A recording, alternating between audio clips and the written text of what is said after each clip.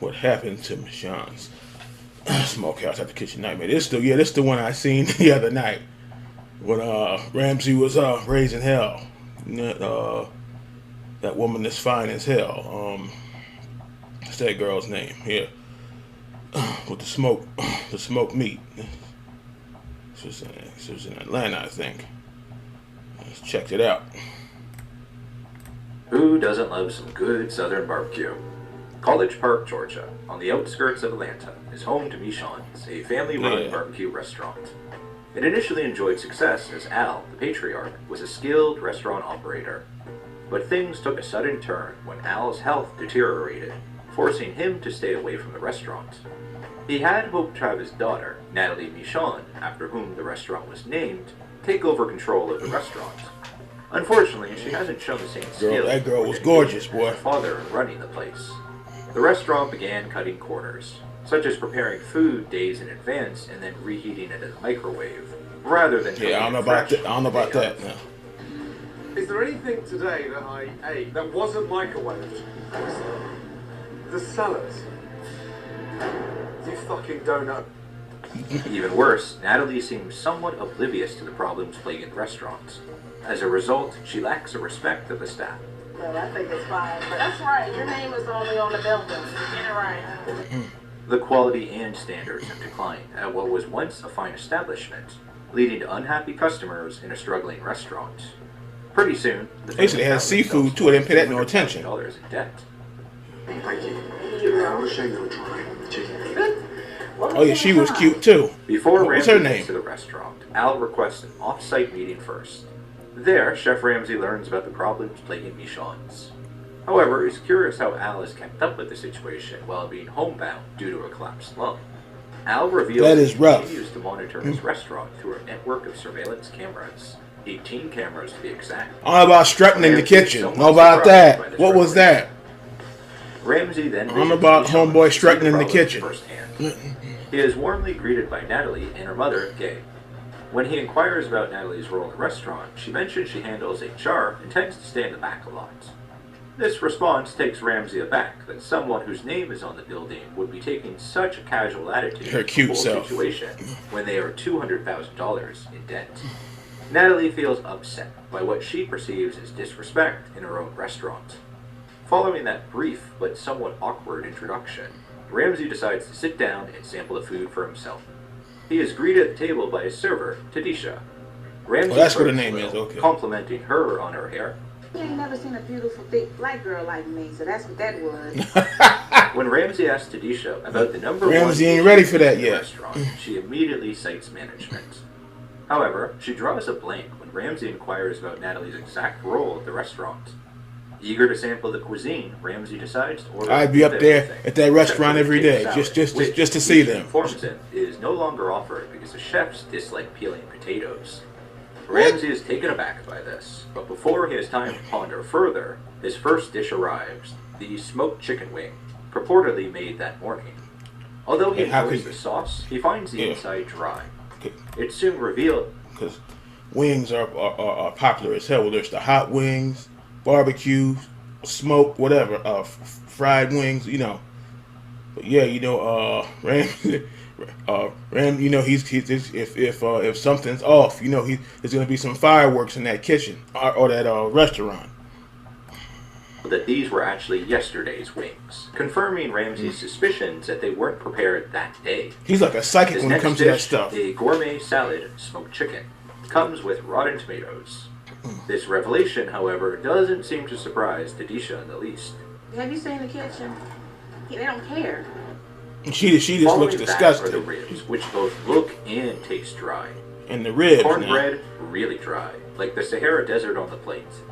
Then the black-eyed peas, which he describes as hideous and shocking. They are so bad he orders Tadisha to take a seat, close her eyes, and try some. What the hell? I don't want to eat that. Our food is nasty. Sure enough, she concludes that the black-eyed peas are indeed pretty nasty. Ramsey questions how a barbecue place like this could operate in Georgia, commenting that he feels more like he's and that's one of the workers saying it. That's crazy. He moves on to try the last of the dishes. The baked beans taste unmistakably canned, lacking the homemade warmth one might hope for. The collard greens, grossly far too sweet for his taste, fail to hit the mark. Sweet. Meanwhile, the brisket is so chewy it could be easily mistaken for beef jerky. Oh, that's what he said about After the his meat, I disappointing think. lunch, I mean, Ramsay about the heads brisket. to meet the staff who prepared his meal. Who he raised hell, To his boy. surprise, he finds the kitchen crowded with more guys than he can count. Yet, astonishingly, not a single one seems to be in charge. This lack of leadership has him immediately questioning, without a head chef, who then bears the brunt of responsibility for the dismal state of the food. What do you do here? I smoke some meat. It turns out that nothing was actually smoked that day. Everything Ramsay ate was microwaved. When he asked Terrell if there was anything he ate today that wasn't microwaved, Terrell quips, the salad. After the lackluster lunch service, Ramsay returns later on for the dinner service. In the kitchen, all he hears is a constant beeping of microwaves. Yet, what catches Ramsay's eye is the staff portioning meat and other pre-cooked foods inside plastic bags, a method he has never seen before. Ramsay I didn't think you're supposed to put plastic in the microwave. Process. He discovers two perfectly good $17,000 smokers, Woo! which he believes could be I remember this utilized thing. much Them more things were effectively expensive, in the current boy. process of pre-cooking in batches, bagging, chilling, then reheating in the microwave. Unsurprisingly, after he learns about this method, It's he one thing understands about why it. dishes are flooding back. One thing about Ramsay, like I said, he's like a psychic with this food business. He knows if it's frozen, reheated, recooked, or whatever you call it. Like I remember that one dude, something about the salad. Said the salad is pre-washed. And I was like, pre-washed. you probably still gotta wash it again, but I don't know about pre-washed. Kitchen, with complaints about the food being dry. Back inside, Gordon's inspection of the kitchen reveals even more issues. In the walk-in, he finds tubs of smoked wings, estimating there could be 1,000 wings. Who's a or lot more. of chicken, boy. Mortified, he dumps all 1,000 wings out in the kitchen for the staff to see. After this shocking display, Ramsay pulls Natalie aside for a one-to-one to convince her to change her ways, but he encounters defensiveness. The next morning, Gordon gathers all the staff to reflect on the past 24 hours, with Al and Gay watching on hidden camera in their office. The staff unanimously agrees that the restaurant lacks a true leader. Since Al's departure, it's been a free-for-all, with no real structure in place. Natalie listens in silence, They didn't have seemingly a taking head cook criticism or to heart. whatever. Ramsay then takes her to her parents in the office, where she commits to taking responsibility. With leadership established, Natalie appoints Terrence as the kitchen leader, who is ready to take charge. The next step is to revamp the menu. Ramsay overhauls it, and the staff is eager to try the new dishes. Just before the tasting, Ramsay introduces one last surprise. Chef Adam, who is trained under Tom Colicchio, will assist the restaurant for the next month. Nice to meet you. I'm ready to eat. I'm looking at all this food and I'm ready to eat. On the night of the relaunch, excitement fills the air as a line forms around the block. The evening begins with high hopes. That is rough. They got a There's line problem around the before corner. The kitchen becomes overwhelmed with orders, causing delays. In a moment of quick thinking, Natalie devises a plan to offer guests tours of the smokers, effectively buying the kitchen the time needed to catch up. Her strategy works, and the kitchen regains its pace, allowing the evening to conclude on a high note. Natalie appreciates Chef Ramsay's tough love, acknowledging it as a necessary push for her and her parents to see her potential for success. As the episode wraps up, the narrator reveals that Chef Adam remained for the next month to mentor Chef Terrence. Al feels a sense of relief, knowing his daughter is finally managing Michon's with competence. We've obtained some unaired footage of a chicken wing eating competition that was hosted at the restaurant during filming that didn't make it. I would have won that. I would have won that. We've got some very hungry looking competitors here. And not one of you are fat. That comes also with $1,000. Oh, I would have won that easy. I would have destroyed all of them. $100. $100. He made a mistake there.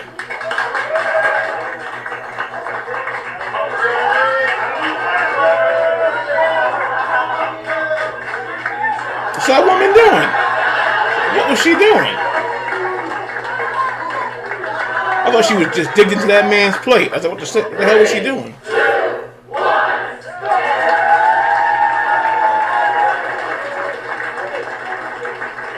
Oh, they're a couple or something. Or they're friends. I don't know. I can't believe. What? Why did you cheat hot water?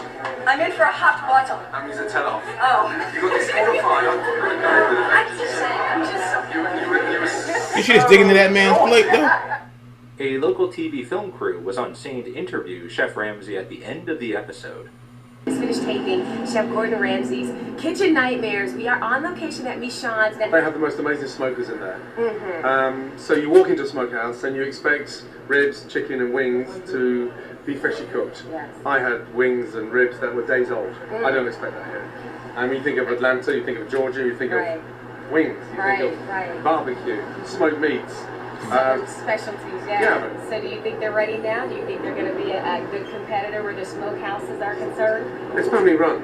And finally we convinced the father to hand the restaurant over to his daughter. The passion's there, but the staff were lacking direction and they had fallen out of love. They got a lot. They got a huge staff back there. Every day. Definitely. Every day. I can't wait to see the episode. Thank you so much for coming. Do not forget, Kitchen Nightmare starts on the 23rd of September. Do not miss it.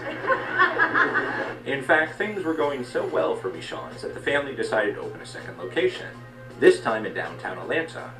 However, just 2 weeks after opening the new downtown location, a fire started in the ceiling of the building. Oh no. Firefighters battled the blaze, but had difficulty and had to retreat from the building after the structure started to collapse. An Instagram account that showcases abandoned barbecue joints showed a photo of what the former downtown Michon's location looked like 5 years after the blaze. They added, "A fire broke out just as employees were prepping for lunch in March of 2012. Fire totally destroyed the building, and it has not been opened since." It was not long after that things began to go not so well for Natalie in her personal life. She was arrested for theft by conversion in 2013. There are no other details about the case, though. In 2014, the family She's older than me. chose I thought we were the same not to age. release at their original College Park location.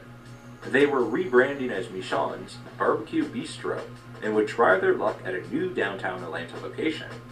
Soon after, they even announced plans to expand to St. Louis to open a new branch of Michon's Smokehouse.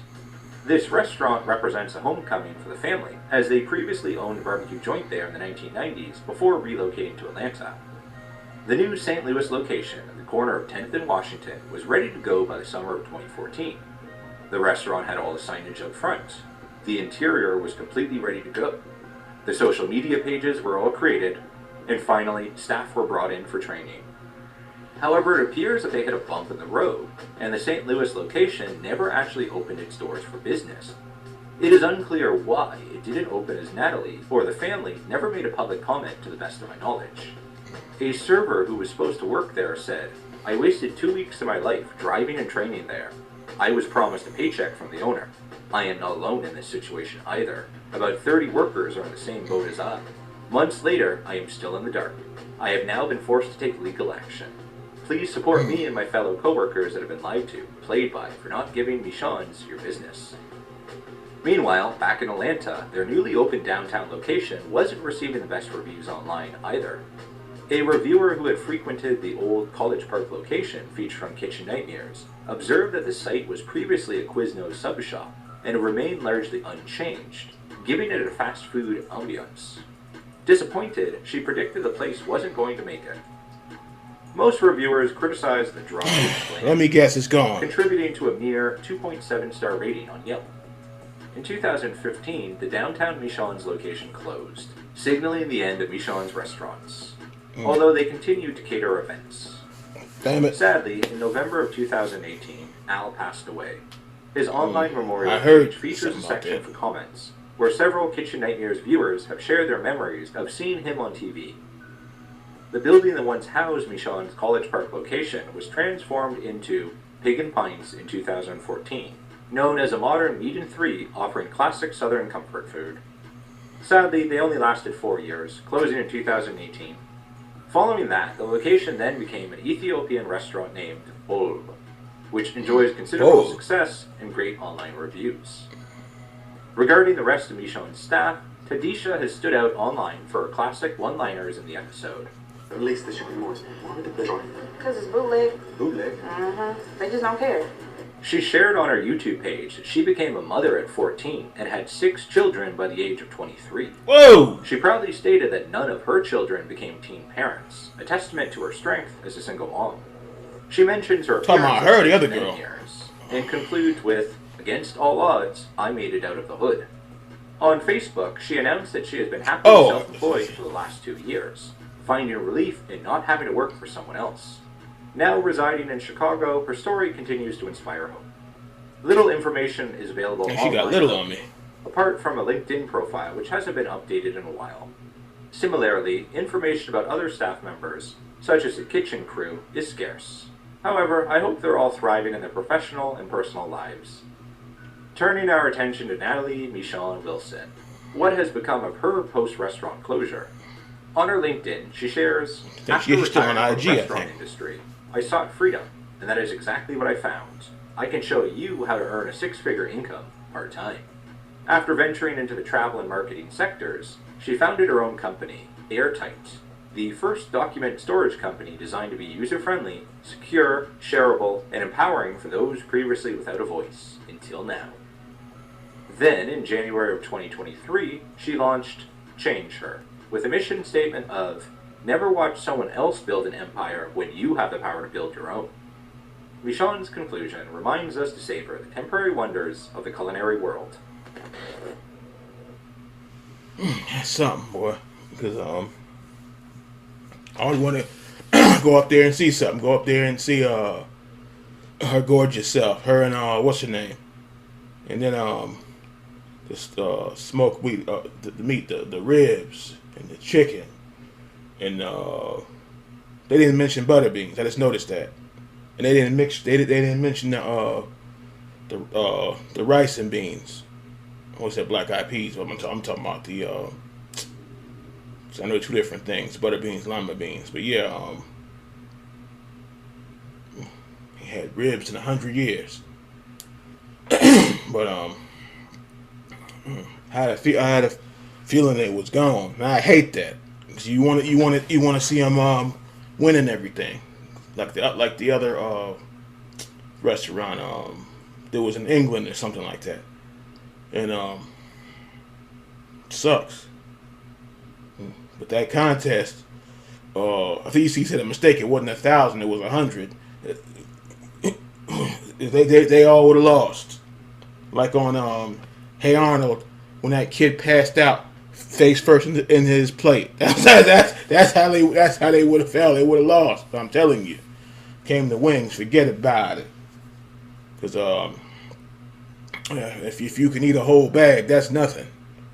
2 bags, that's nothing. So, because it depends. Like I don't know if they were large wings, those little tiny little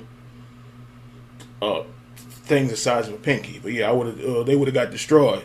So, but that sucks. It's gone. Then I heard about the dad being gone. I was like, oh, it seemed like a good dude, man. And then I thought me and Natty was the same age. She's a few years older than me. So yeah, that one was something there. But the way Ramsey was raised in hell, I was rolling in the bed. They probably like, what the hell's wrong with you over there? It was funny, but it wasn't funny. It's like, you call this piece of shit here a piece of meat, or whatever the hell he said. Well, yeah, that was, damn, that was something.